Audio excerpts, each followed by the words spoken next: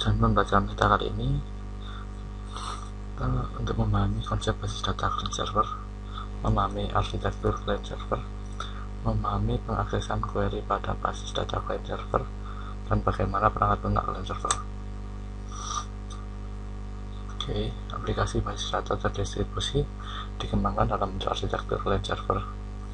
Beberapa faktor yang berpengaruh pada fungsi client atau server, untuk keduanya melibatkan perangkat keras dan perangkat lunak, protokol network, teknologi LAN atau WAN, dan komunikasi. Arsitektur client server. Saat ini arsitektur client server yang banyak digunakan dalam industri disebut two-tier arsitektur.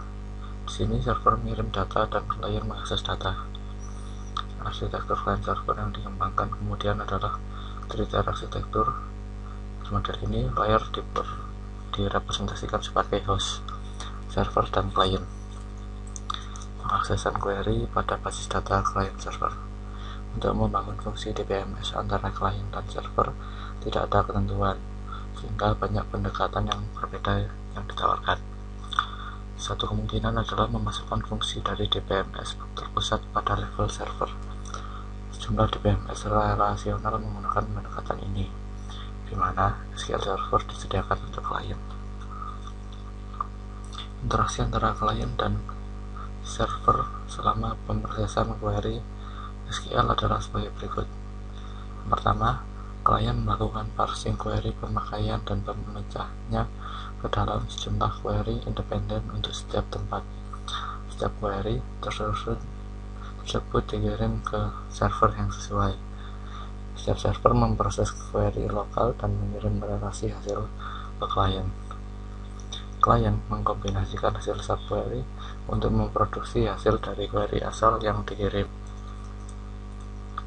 Pada pendekatan ini, server SQL juga disebut transaction server atau back-end machine, sedangkan klien disebut application process atau front-end machine.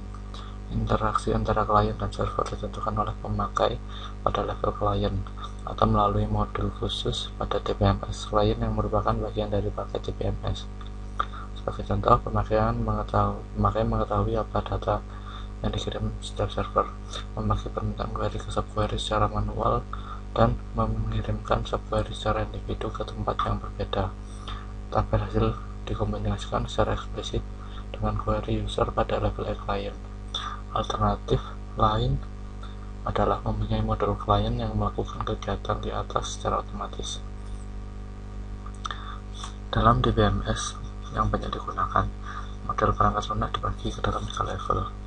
Level pertama, perangkat lunak server bergantung jawab pada manajemen data lokal, kebanyakan sama dengan perangkat lunak DBMS.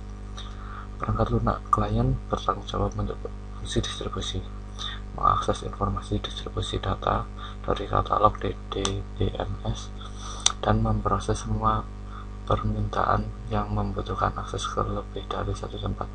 Hal ini juga ditangani semua antar muka user.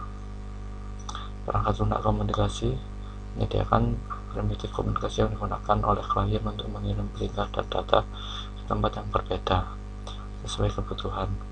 Hal ini bukan bagian yang terpenting dalam DBMS, tetapi menyediakan primitif komunikasi dan pelayanan yang esensial. Ringkasan dari materi barusan adalah konsep arsitektur client server berhubungan dengan basis data terdistribusi. Arsitektur client server yang dikembangkan saat ini menggunakan three-tier arsitektur di mana terdapat 3 komponen utama, yaitu host, server, dan klien. Pengaksesan query dilakukan dengan cara klien melakukan permintaan query dengan mengirimkan subquery ke beberapa tempat server, dan setelah server mengirimkan hasilnya ke klien mengkombinasikan hasil subquery ke query asal.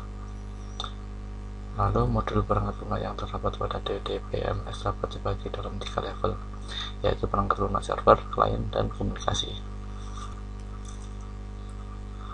Oke, sekarang latihan soal. Yang pertama, apa yang dimaksud sistem client server?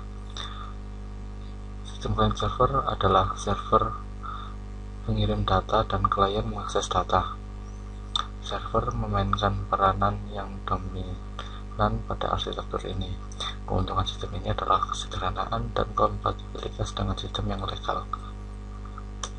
Yang kedua, apa perbedaan konsep arsitektur client server yang ada sekarang dengan arsitektur sistem terdistribusi? Arsitektur client server yang ada sekarang merupakan perkembangan dari arsitektur sistem terdistribusi. Jadi pada dasarnya arsitekturnya bersama. Sebutkan bagaimana tugas host, server, dan server pada three-tier arsitektur. Host server dan client server memainkan peranan sebagai penengah dengan mengirim aturan bisnis atau prosedur konstan yang digunakan untuk mengakses data dari host.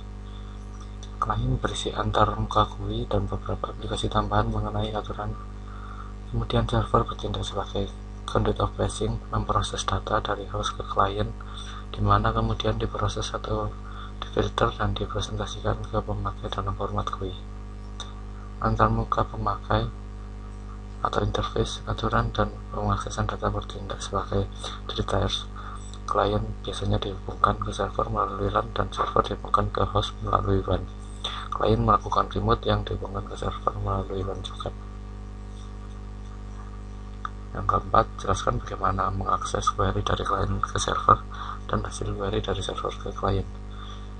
Pertama, klien melakukan parsing query pemakaian dan memecahnya ke dalam sejumlah query independen untuk setiap tempat.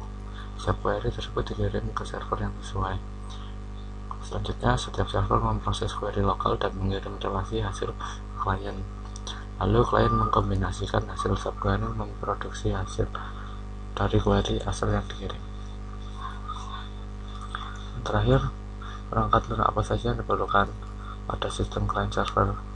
Perangkat lunak yang dibutuhkan adalah perangkat lunak server, klien, dan komunikasi.